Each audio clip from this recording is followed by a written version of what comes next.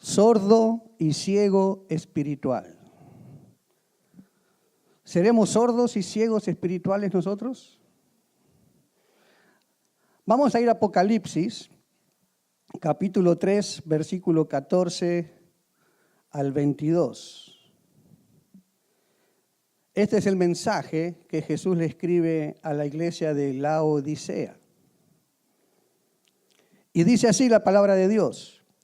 Y escribe al ángel de la iglesia en Laodicea: he aquí el amén, el testigo fiel y verdadero, el principio de la creación de Dios, dice esto: yo conozco tus obras, que ni eres frío ni caliente. Ojalá fueses frío o caliente, pero por cuanto eres tibio y no frío ni caliente, te vomitaré de mi boca. ¿Quién está hablando aquí? Señor Jesús. Porque tú dices: yo soy rico y me he enriquecido y de ninguna cosa tengo necesidad. Y no sabes que tú eres un desventurado, miserable, pobre, ciego y desnudo. Por tanto, yo te aconsejo que de mí compres oro refinado en fuego, para que seas rico, y vestiduras blancas para vestirte, y que no se descubra la vergüenza de tu desnudez. Y unge tus ojos con colirio para que veas. Yo reprendo y castigo a todos los que amo. ¿Qué es lo que hace Dios? Yo quisiera saber aquellos que dicen de que el Señor es amor y que no va a castigar a nadie. Acá está diciendo otra cosa. Yo reprendo y castigo a todos los que amo. Sé pues celoso y arrepiéntete. He aquí yo estoy a la puerta y llamo. Si alguno oye mi voz, diga oye, y abre la puerta, entraré a él y cenaré con él y él conmigo.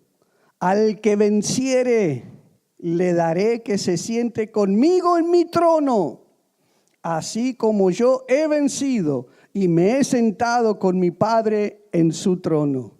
El que tiene oído, oiga lo que el Espíritu dice a las iglesias. Haga así. Vamos a limpiar los oídos. Vamos a abrirlos bien abiertos para escuchar lo que Dios tiene que decirnos. Todos los estudiosos de la Biblia, todos los teólogos, están de acuerdo de que esta última iglesia, de las 7 iglesias a quienes Jesús se dirigió en Apocalipsis, representa la iglesia tibia de los últimos tiempos. Y hoy estamos en tiempos como la iglesia de Laodicea, una iglesia tibia, donde cree que todo lo que está haciendo, lo está haciendo bien. Esta iglesia se creía rica y que no tenía necesidad de nada. Ellos sacaban pecho y se creían dignos de que todos lo admiraran y les tuvieran envidia. Pero viene Dios y le dice: tú eres un desventurado, miserable, pobre, ciego, desnudo, al punto que no eres ni frío ni caliente, sino tibio. Y en esa condición, dice Jesús, te vomitaré de mi boca. ¿A quién le gusta que Jesús le diga estas palabras? ¿Quién quisiera que Jesús se pare delante de ti y te diga: porque no eres ni frío ni caliente, eres tibio, te vomitaré de mi boca? Hoy la iglesia está ciega, está sorda espiritualmente a causa de la tibieza en que viven. Hoy la iglesia no se deleita en venir a escuchar palabra de Dios. ¿Saben por qué? Porque no la aman. No quieren escuchar palabra de Dios. Así les pasaba a Israel en Jeremías capítulo 6, versículo 10. ¿A quién puedo advertir? ¿Quién escuchará cuando yo hable? Tienen sordos sus oídos y no pueden oír. Ellos desprecian la palabra del Señor. No quieren escuchar para nada. Así era la condición del pueblo de Israel. No amaban la palabra de Dios, no la querían escuchar, la despreciaban. No podían oír, estaban sordos. Y así como el pueblo de Israel, así están las iglesias de esta época. ¿Acaso obedecen la palabra de Dios? Porque si la obedecieran, no ignorarían el consejo, las advertencias y los mandamientos de Dios. La iglesia de hoy está sufriendo de ceguera y sordera espiritual. Hoy muchos de los que vienen a la iglesia no ven, no oyen, no escuchan y se les olvida todo lo que se habla. Se les olvida todo lo que se les predica y terminan haciendo lo que ellos quieren. La pregunta es, ¿por qué enseñanza tras enseñanza y todavía no aprendemos? Hoy se les enseña y se les sigue enseñando y se les ministra y no entienden lo que se les predica. Se olvidan de las cosas. Les voy a dar un ejemplo, nada más un ejemplo. ¿Cuántas veces desde este púlpito se les enseñó la importancia de congregarse, de no faltar, de ser puntual, de no llegar tarde? ¿Cuántas veces? ¿Y cuántos han obedecido? Mira a su alrededor. ¿Cuántos han obedecido? A veces me quedo sorprendido y le digo al Señor, hoy Señor, qué tremenda palabra que nos diste. Tan nutritiva, tan sustanciosa. Oh, tuvimos un servicio lleno de tu presencia. Y me digo a mí mismo, hoy Señor, con esto que hiciste hoy, seguro que por la palabra que escuchamos, por tu presencia que se manifestó entre nosotros, seguro que la gente a partir de hoy va a ser más obediente. Seguro que el próximo domingo, Señor, la iglesia va a estar llena.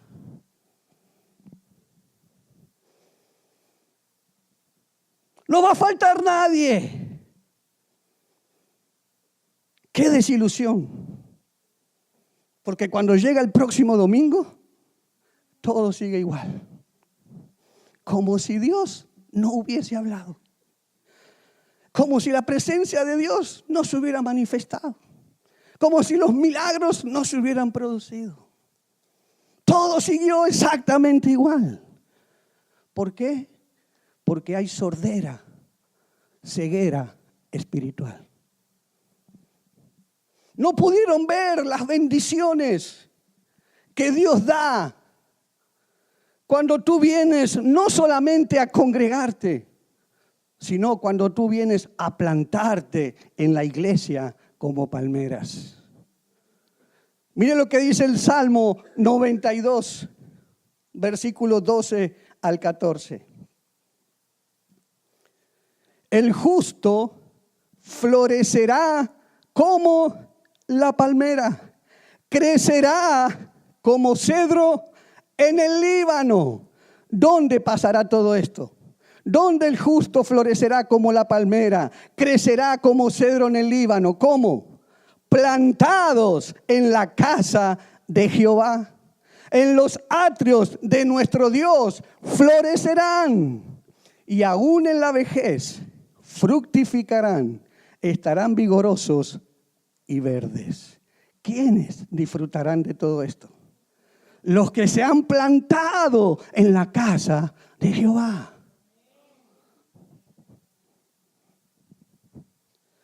Se les predica, se les enseña y se les vuelve a repetir.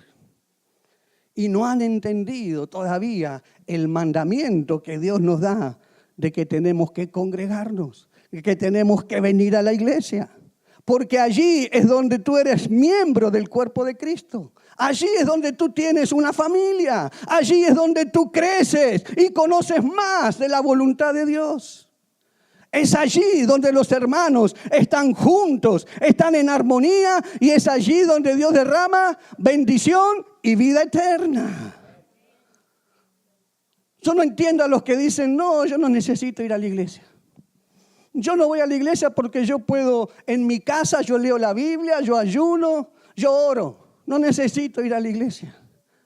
El que dice así está ciego, está sordo espiritualmente, no entendió nada. Porque la Biblia dice todo lo contrario.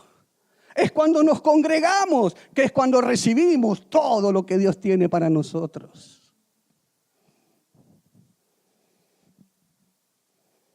Esta sordera, esta ceguera espiritual hace que se nos olviden las cosas. Hace que no avancemos. Y que en los momentos cuando tenemos problemas, cuando tenemos dificultades, entonces, como estamos ciegos, estamos sordos, no sabemos qué hacer. Y entonces, ¿qué hacemos? Todo lo contrario a lo que Dios nos manda. Cuando una persona está ciega y está sorda espiritualmente, lo que vio y aprendió no lo recuerda porque se le olvida. Y entonces, en los momentos difíciles, cuando tiene que aplicarlos, no lo puede aplicar. No puede encontrar la puerta de salida porque está sordo y está ciego espiritualmente. Les voy a hablar de dos causas de la sordera y ceguera espiritual. Dos causas. La primera es la rebelión. Primera causa de sordera y ceguera espiritual en la iglesia es la rebelión. Ezequiel capítulo 12, versículo 1 y 2 dice: vino a mí palabra de Jehová diciendo: hijo de hombre, habitas en medio de la casa rebelde. Tienen ojos para ver y no ven, oídos para oír y no oyen, porque son una casa rebelde. Rebelde. Y esto nos hace saber aquí Ezequiel que sin duda es una de las causas, la rebeldía, lo que provoca ceguera y sordera espiritual. La rebeldía es algo que nos estorba, que nos impide escuchar la voz de Dios. Y al mismo tiempo la rebeldía en nuestros corazones abre puertas para que seamos atacados, para que seamos influenciados por los espíritus de engaño, de hechicería y de adivinación. Y esta verdad lo afirma 1 Samuel, capítulo 15, versículo 23. Porque como pecado de adivinación es la rebelión. Lo voy a leer otra vez. Porque como pecado de adivinación es la rebelión. Y como ídolos e idolatría, la obstinación. Wow. En Israel, una de las personas más rebeldes que había en ese pueblo era la reina Jezabel. Ella fue la que le usurpó la autoridad a su esposo, al rey. Le quitó toda autoridad. Se le reveló a la autoridad del esposo y empezó a controlar y a mandar ella. Ahí donde se desató en ella el espíritu de control. Por eso cuando usted lee la Biblia y habla del espíritu de Jezabel, es el espíritu de control. Es un espíritu rebelde. Y no solamente rebelde, fíjese en Segunda de Reyes, capítulo 9, versículo 22. Cuando vio Joram a Jehú, dijo, ¿hay paz, Jehú? Y él respondió, ¿qué paz con las fornicaciones de Jezabel tu madre y sus muchas hechicerías? Podemos ver entonces que la rebeldía no solamente está asociada con la hechicería, sino también está asociado con el pecado sexual. La rebeldía. La rebeldía es una forma de autoidolatría, porque exalta a uno mismo más que a Dios. Quiere decir que el reino de las tinieblas toma dominio o controla a través de la rebelión. El reino de las tinieblas toma dominio o controla a través de la rebelión, mientras que el reino de Dios domina a través de la obediencia y la sumisión. El reino de Dios domina a través de la obediencia y la sumisión. La rebelión es un espíritu demoníaco de Satanás. Es la resistencia. La rebelión es la resistencia pública o privada a la autoridad de Dios y a la autoridad que Él ha delegado. ¿Cuáles son las autoridades que Él ha delegado, que han sido puestas por Dios? Las autoridades públicas. Ustedes pueden ver que toda autoridad ha sido puesta por Dios. El gobierno, la policía, todas las gobernantes, todas las autoridades fueron puestas por Dios, delegadas por Dios. Los padres tienen autoridad sobre los hijos. Los pastores tienen autoridad en la iglesia. Los profesores, los maestros tienen autoridad en sus universidades, en sus escuelas. Los jefes, los empresarios que tienen por debajo empleados tienen autoridad. Son autoridades que han sido delegadas por Dios. Y Dios dice que tenemos que someternos a las autoridades. Dice, no te rebeles. Cuando tú te rebelas a una autoridad, lo que estás abriendo la puerta es a un espíritu de control, dominador, de hechicería, de adivinación que viene sobre tu vida para destruirte. También la rebelión es un rechazo, es una no aceptación a que te corrijan, a que te instruyan, a que te disciplinen, a que te aconsejen. Dios no ve diferencia entre un rebelde, un idólatra y un hechicero. Para Dios todo tiene relación uno con el otro, es lo mismo. Ahora muchos dirán, ay pastor, pero yo no soy rebelde. Tal vez no tenga una rebeldía abierta, pero muchos han permitido una semilla de rebelión en su corazón.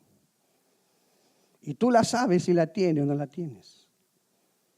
De la cual el diablo se aprovecha para impedirte que tú seas un buen cristiano. Que tú puedas crecer en el conocimiento de Dios. Impide que tus oídos se mantengan abiertos y tus ojos espirituales se mantengan abiertos.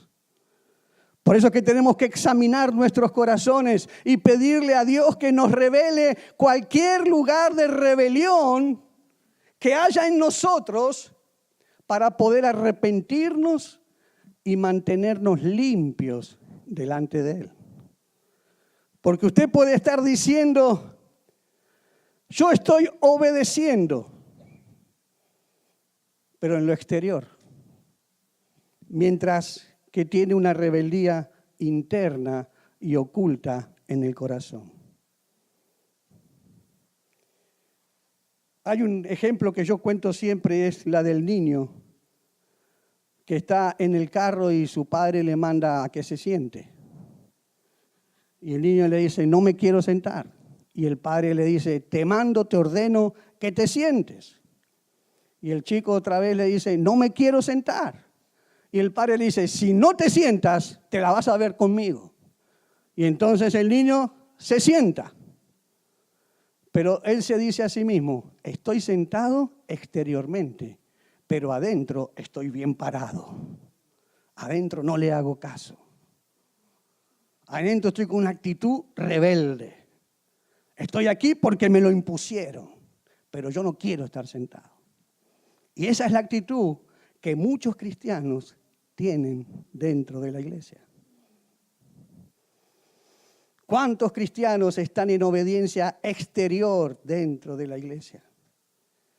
Dicen las palabras correctas, hacen los movimientos correctos, pero interiormente están resentidos con sus líderes y con sus pastores. Y así permiten que broten semillas de rebeldía. Y esas pequeñas semillas que van brotando son las que abren puertas a los espíritus de engaño, de adivinación, de hechicería. La rebelión en todas sus formas provoca sordera y ceguera espiritual en cuanto a escuchar o ver a Dios. Porque si queremos oír a Dios, si queremos ser voceros de Dios, tenemos que permanecer libres de la rebelión. Amén. ¿Por qué no inclinas tu cabeza ahí unos segunditos y miras en tu corazón para pedir que Dios te revele lo que hay en tu corazón? Permite que el Espíritu Santo te muestre si eres un rebelde activo o un rebelde pasivo. Que el Señor te muestre. Estoy sentado por fuera, pero adentro soy rebelde y yo lo sé que lo soy.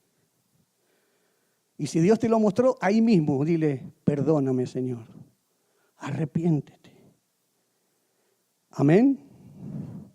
Segunda causa de ceguera y sordera espiritual es la ofensa. La ofensa que va acompañada con el resentimiento, con el odio, con la falta de perdón, con la amargura, con el racismo. La ofensa es la herramienta del diablo para cegar nuestros ojos espirituales y tapar nuestros oídos y envenenar nuestra alma. Mira lo que dice primero de Juan, capítulo 2, versículo 11. Pero el que aborrece a su hermano está en tinieblas y anda en tinieblas y no sabe a dónde va porque las tinieblas le han cegado los ojos.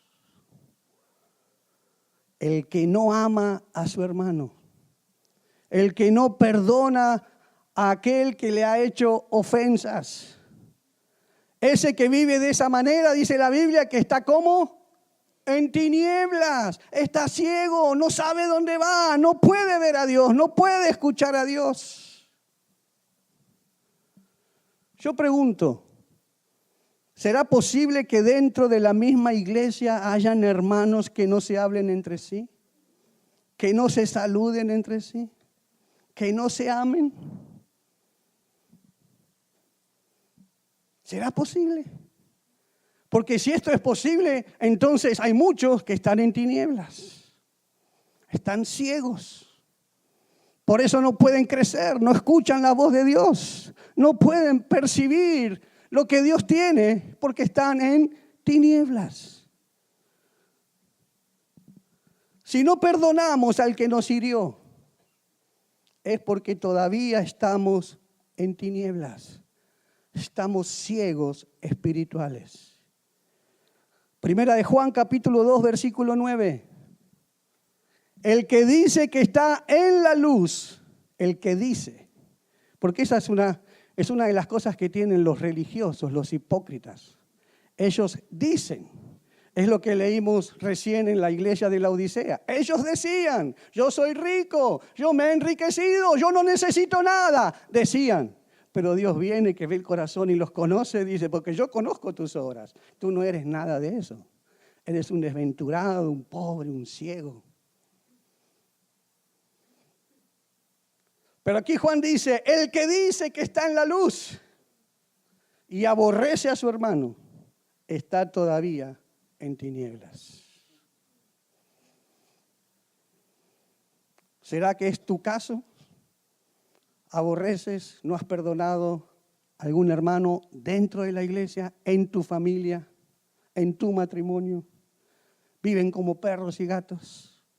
Ni se saludan entre los esposos, padres con hijos, hijos con padres. Si es así, te digo, no yo, la palabra, estás en tinieblas. Aunque tú digas, estoy en la luz, Dios que conoce los corazones dice, estás en tinieblas.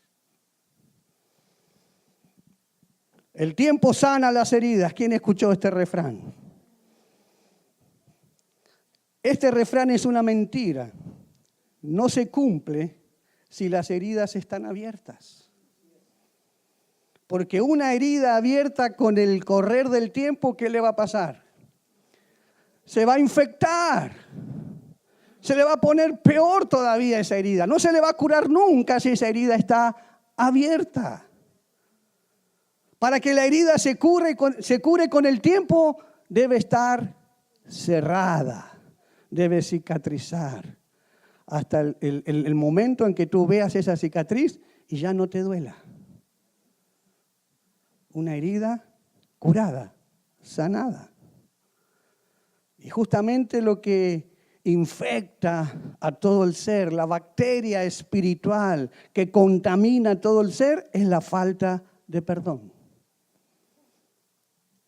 El decir, no voy a perdonar.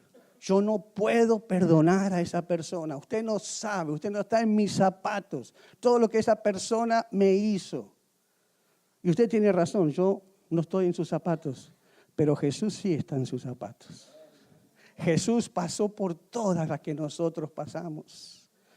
Háblale de traición, háblale de lo que tú quieras. Jesús te dice, yo estuve ahí y yo perdoné. Y así como yo perdono, Jesús te dice, tú también tienes que perdonar. La falta de perdón es lo que contamina y produce amargura. Y si usted se mantiene en esa posición, aunque venga a la iglesia toda su vida, pero usted se mantuvo con esa posición de no querer perdonar y vivió amargado, que cada vez que le hablan de esa persona, usted se acuerda de ella y usted no puede, dentro de usted se llena de amargura. La Biblia dice que hasta usted puede perder su salvación. Dice, cuidado porque puedes caer de la gracia de Dios. Porque Dios dice, si ustedes no perdonan a los que les ofenden, yo tampoco les perdonaré a ustedes sus ofensas. ¿Y tú puedes llegar al cielo si Dios no te perdonó? Entonces, es serio. Cuidado con el evangelio que escuchan por ahí, muchachos. Cuidado, iglesia. Es serio. Tenemos que vivir, como hablamos el domingo pasado, en santidad. Agradando a Dios en todas las cosas. Viviendo en paz, dice, en cuanto dependa de ustedes, vivan en paz con todos. Hebreos capítulo 12, versículo 15. Mirad bien, mire cómo lo recalca, mirad bien, no sea que alguno deje de alcanzar la gracia de Dios. ¿Cuál es la gracia de Dios? La salvación. Cuidado, cuidado, dice, que alguno deje de alcanzar la gracia de Dios, que brotando alguna raíz de amargura os estorbe y por ella muchos sean contaminados. El diablo les hizo creer a muchos que si yo hago venganza o yo no perdono a una persona, la que va a sufrir es la otra persona. Es como que les hizo creer el diablo es que tú te tomas el veneno y se va a morir la otra persona. El que se hace daño es uno mismo. El que no puede vivir feliz es uno mismo. Porque esa persona lo va a tener como una película delante suyo toda su vida. Hasta que usted no perdone, usted no se libra de esa amargura.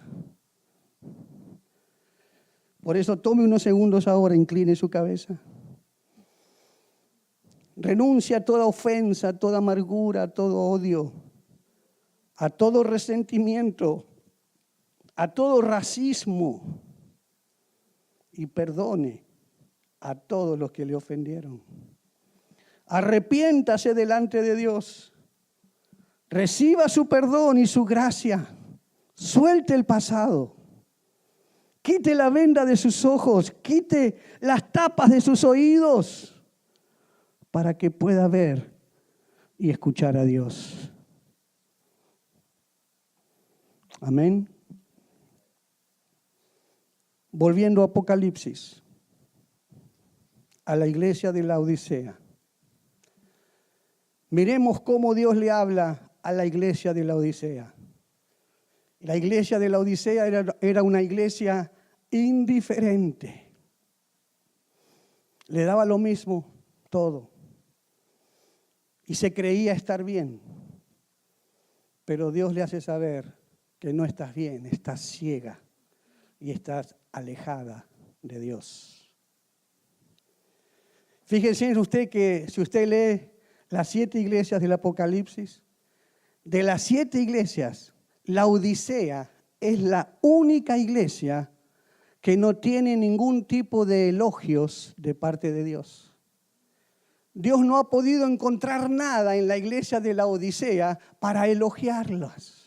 Usted lee otras iglesias y usted va a encontrar ahí, sé que tú eres buena, haces buenas obras, que reprendiste a los falsos apóstoles, que hiciste esto, que hiciste lo otro, pero tengo contra ti, y ahí venía la reprensión. Pero a la iglesia de la Odisea, nada. No podía encontrar nada para elogiar a esa iglesia, sino que solamente había que reprender. Solo dio reprensión. En el versículo 14 de Apocalipsis 3, he aquí el amén, el testigo fiel y verdadero, el principio de la creación de Dios, dice esto. Esa es la forma en que se presentó Jesús ante la iglesia. Se presenta diciendo, he aquí el amén. Y es la única vez que el amén es utilizado como un nombre propio. Jesús dice, he aquí el amén. ¿Qué significa amén? ¿Por qué decimos amén? Porque significa así es. Listo, es algo afirmativo, es algo que no tiene cambio, es algo que así es, amén, así es, amén, así sea. Jesús dijo, todas las promesas de Dios son en Él, sí y amén. Es decir, que no van a cambiar, siempre se va a mantener igual, es amén. Y Jesús se presenta como Él es el amén, como haciéndoles ver que Él no va a cambiar nunca, que Él se va a mantener siempre igual. Y dice, testigo fiel y verdadero. Ahora que vivimos en un mundo tan corrupto, lleno de mentiras, de engaños, donde usted no le puede creer a nadie, no puede confiar en nadie, Jesús se presenta como diciendo, el testigo fiel y verdadero. Jesús sigue siendo fiel, confiable y verdadero. El testigo. Cuando usted llama a un testigo a declarar, tiene que ser un testigo fiel. Y él se presenta ante la iglesia como un testigo fiel, confiable, verdadero. Versículo 15 le dice, yo conozco tus obras. Conozco tus obras. Dios nos conoce. A Dios nosotros no le podemos ocultar nada. No podemos, David decía que donde yo vaya, ahí va a estar Él. Si voy debajo de la tierra, allí va a estar Él. Si voy por arriba de los cielos, allí va a estar Él. No me puedo esconder de Dios, es imposible. ¿Cómo yo puedo atreverme a pensar que puedo ocultarle algo a Dios? Imposible. Dios dice, yo conozco tus obras. No le podemos ocultar nada. Él sabe lo que hacemos, Él sabe lo que pensamos y Él sabe lo que hablamos.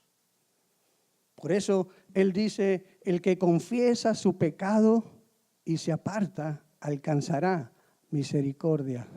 Pero el que no lo confiesa, el que lo oculta, no va a prosperar. No va a prosperar. Él dice, yo conozco tus obras.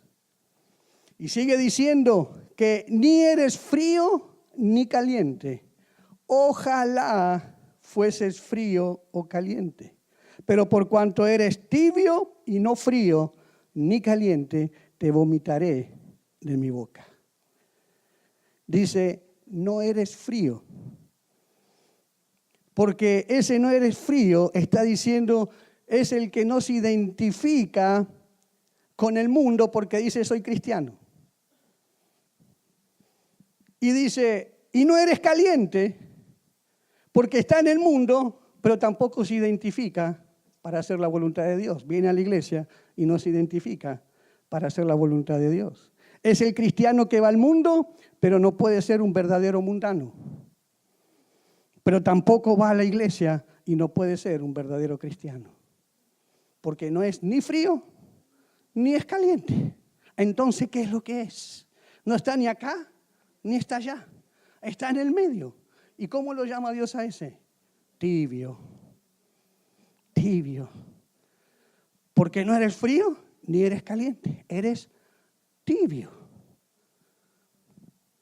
Por eso es que Jesús dice, ojalá, dice, ojalá fueses frío o caliente. Ojalá.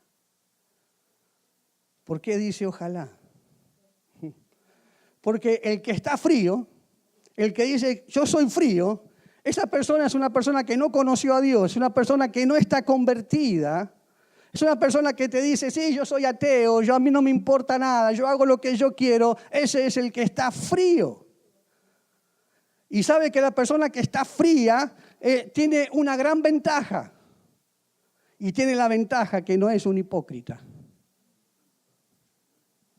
Porque Jesús le dio muy duro a los fariseos que aparentaban ser algo que en realidad no eran. Los tibios.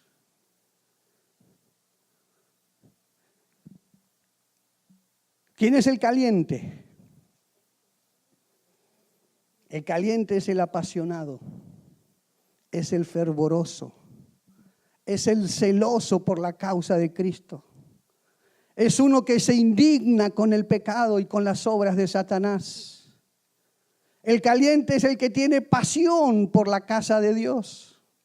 Tiene pasión por los perdidos. Se deleita en la lectura de la Biblia. No lo ve como una obligación, lo ve como un deleite la oración. Sirve a Dios y lo hace con alegría, con deseos, con gozo. El clamor de él siempre es, yo quiero ser más como Jesús. Yo quiero ser más como Él es. Ese es el caliente. Pero por cuanto dice Jesús, eres tibio y no eres frío y no eres caliente, entonces te vomitaré de mi boca. Cuando usted toma algo que es tibio, a usted le causa náuseas. ¿Sí o no? A Jesús le causa náusea los tibios.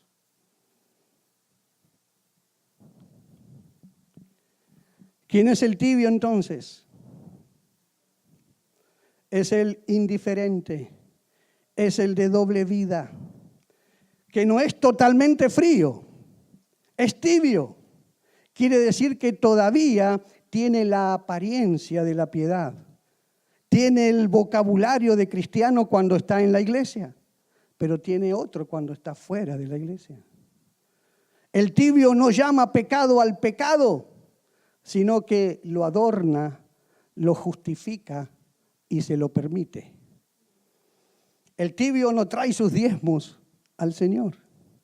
El tibio no quiere ser confrontado con la palabra. Frío, tibio o caliente. ¿Cómo está la temperatura de tu vida espiritual? ¿Fría, tibia o caliente? ¿Cómo están tus ojos y tus oídos espirituales? ¿Abiertos o cerrados?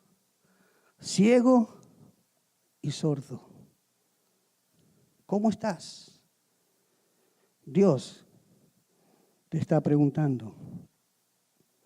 Versículo 17. Porque tú dices, yo soy rico y me he enriquecido, y de ninguna cosa tengo necesidad. Y no sabes que tú eres un desventurado, miserable, pobre, ciego y desnudo. Ustedes saben que la Odisea, en todo el imperio romano, llegó a ser la ciudad más rica de todo el imperio. Se dice que esta ciudad tenía centros bancarios a donde venían parte de todos los lugares a depositar y a resguardar, a asegurar su oro. Además, a los alrededores tenían campos con buenos pastos para la crianza de ovejas, y haciendo uso de la sabiduría que tenían, cruzaban las ovejas, produciendo una lana negra, suave y brillante, que llegaban de todo el imperio para comprarla, para fabricar finas ropas, para fabricar alfombras. También tenían una escuela de medicina que producía un ungüento que llamaron colirio y que lo usaban para curar enfermedades en los ojos. Y aún todavía en la actualidad se usa ese colirio como un vehículo base para suspensiones y gotas que puede usted ir y comprar en la farmacia. Y ellos eran los únicos en aquel tiempo que lo tenían, que lo producían. Esta iglesia eran muy ricos, pero se hicieron arrogantes y autosuficientes. Y usted sabe que ser rico, dice la Biblia, no es malo, siempre y cuando tú usas tus riquezas como Dios dice. Si usas tus riquezas como Dios dice, ¿y tú sabes cómo Dios quiere que tú uses tus riquezas? Para que no sea malo, que seas rico. Primera de Timoteo, capítulo 6, versículos 17 al 19. Ahí Dios te da instrucciones exactas de que si tú eres rico, para que no te vaya mal con tus riquezas, así es como debes actuar. Y es bien específico y le dice, a los ricos de este siglo manda. A los ricos de este siglo manda que no sean altivos, ni pongan la esperanza en las riquezas, las cuales son inciertas, sino en el Dios vivo. Es decir, que pongan la esperanza ¿dónde? En Dios, no en sus riquezas, porque las riquezas son inciertas. No sean altivos. Dios es el que nos da todas las cosas en abundancia para que las disfrutemos. ¿Quién es el que nos da todas las cosas en abundancia? Es Dios. Todo es de Dios. Y sigue diciendo que hagan bien, que sean ricos en buenas obras, dadivosos, generosos, atesorando para sí buen fundamento para lo porvenir, que echen mano de la vida eterna. Un rico tiene que vivir de tal forma, agradando a Dios, que el día a Dios se le ocurra que no sea más rico, él siga agradando a Dios. de esa manera. No sea altivo. No te autoengañes como hicieron esta iglesia. Lo que es malo es el amor al dinero. La Biblia dice que el amor al dinero, codiciar el dinero, es la raíz de todos los males. Y la Biblia dice que muchos, es decir, muchos cristianos, por codiciarlo, se apartaron de la fe. Muchos cristianos que corrieron detrás del dinero, detrás de las riquezas, se apartaron de la fe.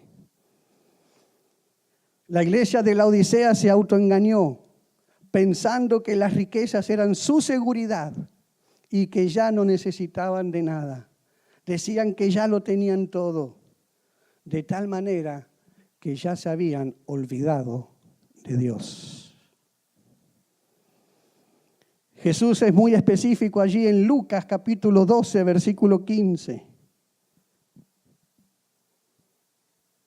Y les dijo, mirad y guardaos de toda avaricia, porque la vida del hombre no consiste en la abundancia de los bienes que posee. Otra versión dice, la felicidad del hombre no consiste en las riquezas que tenga. El dinero no es tu felicidad. ¿Quién es tu felicidad? Jesús. Dios es tu felicidad. Porque las riquezas son inciertas. Hoy están y mañana tal vez no estén. Tal vez las pierdas, se te esfumen, desaparezcan. Y si eso era tu felicidad, ¿cómo tú vas a quedar cuando desaparecieron? Un infeliz. Pero Jesús es el que hace al hombre feliz. ¿Cómo era esa canción? Solo Dios hace al hombre feliz, solo Dios hace al hombre feliz. La vida pasa, todo se acaba, solo Dios hace al hombre feliz. Amén. Solo Dios hace al hombre feliz. Todo es pasajero, pero Jesús permanece para siempre. Si lo tenemos a Él, lo tenemos todo, todo, todo. Entonces, otra causa de la ceguera y la sordera espiritual es el engaño de las riquezas. El engaño de las riquezas. Otra de las causas. La iglesia de la Odisea había puesto sus ojos en el mundo, en las cosas terrenales. Se habían olvidado de Dios. No eran fríos, no eran calientes, eran tibios. Por eso Jesús le dice, yo los conozco, ya no se engañen más, porque ustedes son desventurados, miserables, pobres, ciegos y desnudos. Y en el versículo 18 le dice, por tanto, yo te aconsejo. Mire Jesús dando consejos. A veces nosotros somos los que damos consejerías y los que salen de ahí no siguen el consejo. Vienen y se van como vinieron, porque no escucharon lo que quisieron escuchar. Y Jesús dice, sigue mi consejo. Dice, por tanto yo te aconsejo que de mí compres oro refinado en fuego para que seas rico, y vestiduras blancas para vestirte, y que no se descubra la vergüenza de tu desnudez, y unge tus ojos con colirio para que veas. Jesús aconseja a que compremos. ¿Dónde vamos a ir a comprar estas cosas? ¿Dónde podemos ir a comprar lo que nos está diciendo ahí? En la presencia de Él. Allí buscándolo a Él. Allí de rodillas. Allí humillándonos delante de Él. Vamos a poder recibir de Dios todas estas cosas que Él nos dice que vayamos a buscar. Oro refinado en fuego. ¿Qué representa el oro refinado en fuego? Nuestra fe. Nuestra fe. Vayamos allí a que Dios aumente nuestra fe. Sin fe es imposible agradar a Dios. Necesitamos creer y confiar que nunca nos va a desamparar, nunca nos va a dejar, siempre va a estar con nosotros. Vestiduras blancas representa la santidad, la pureza, de lo que hablamos el domingo pasado. Y dice, compra colirio para ungir los ojos. Y esto, el colirio representa ¿a quién? Al Espíritu Santo.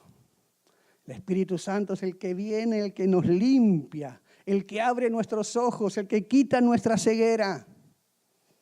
Es el Espíritu Santo. Amén. Versículo 19 dice, yo reprendo y castigo a todos los que amo. ¿A quiénes Dios ama?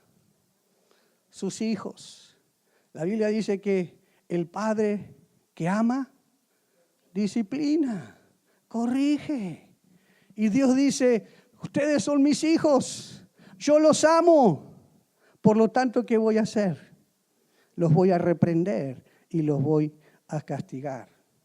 ¿Usted sabe que este es el versículo de la esperanza?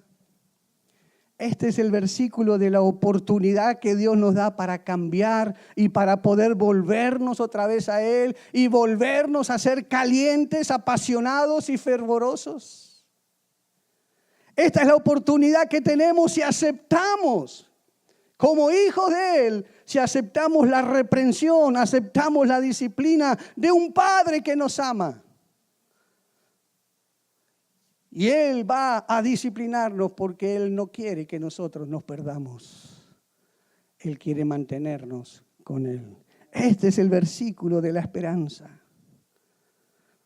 Y te dice, por eso sé celoso y arrepiéntete. Celoso. Celoso es lo contrario a la tibieza. Celoso es el fervor por las cosas de Dios. Sé celoso. Y arrepiéntete, diciendo, arrepiéntete, no sigas tibio, no sigas sordo, no sigas ciego. Pídele perdón a Dios, sigue el consejo que Él te está dando y búscalo, ámalo, obedécelo, acepta su reprensión y vuelve a Él. La esperanza que tenemos todavía mientras tenemos vida. Y el 20. He aquí, yo estoy a la puerta y llamo. Si alguno, ¿habrá alguno aquí? Oye mi voz. ¿Cómo están nuestros oídos? ¿Estamos oyendo la voz de Dios? ¿Dios nos está hablando?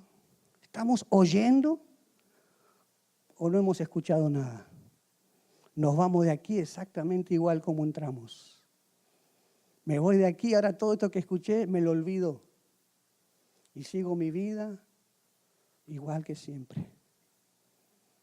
Y la palabra no hizo nada. Si la palabra no hizo nada es porque cayó en un terreno que no era fértil.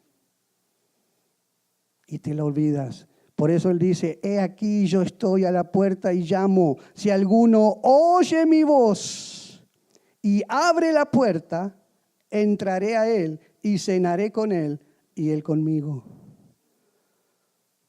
Este es un versículo para los cristianos tibios, aunque muchas veces lo hemos utilizado para hacer un llamado a los inconversos.